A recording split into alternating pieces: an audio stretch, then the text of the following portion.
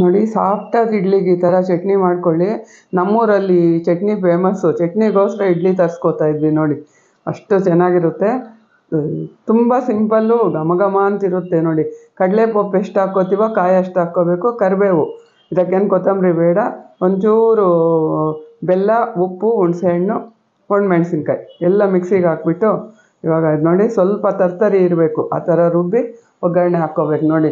ಸಾಸಿವೆ ಜಾಸ್ತಿ ಹಾಕಿರ್ತಾರೆ ಅಲ್ಲಿ ನಮ್ಮೂರಲ್ಲಿ. ಇಡ್ಲಿಗಿಂತ ಚಟ್ನಿ ಜಾಸ್ತಿ ಕೊಡ್ತಾರೆ. ಬೆಳ್ಳುಳ್ಳಿನೂ ಹಾಕ್ಕೊಳ್ಳಿ ಬೇಕಾದ್ರೆ ನೀವು, ನಾನು ಹಾಕಿಲ್ಲ, ಬೆಳ್ಳುಳ್ಳಿನೂ ಹಾಕ್ಕೊಳ್ಳಿ. ತುಂಬ ಘಮ ಘಮ ಅಂತಿರುತ್ತೆ. ಈ ಇಡ್ಲಿ ಮೇಲೆ ಹಾಕ್ಕೊಂಡು ತಿನ್ಬೇಕು ನೋಡಿ. ನಾವು ಊರಿಗೆ ಹೋದ್ರೆ ಸಾಕು, ದಿನ ಮನೇಲಿ ತಿಂಡಿ ಮಾಡಿದ್ರು ಇಡ್ಲಿ ಚಟ್ನಿ ತರ್ಸ್ಕೊಂಡು ತಿಂತಾಯಿದ್ವಿ. ಚಟ್ನಿ ಜಾಸ್ತಿ ಹಾಕ್ಸ್ಕೊತಿದ್ವಿ ನಾವು. ಚಟ್ನಿಗೋಸ್ಕರ ಬರೋದು ಅಂತ ಅವ್ರಿಗೆ ಗೊತ್ತು. ನಮಗೆ ಜಾಸ್ತಿನೇ ಹಾಕ್ಕೊಡ್ತಿದ್ರು ಚಟ್ನಿ.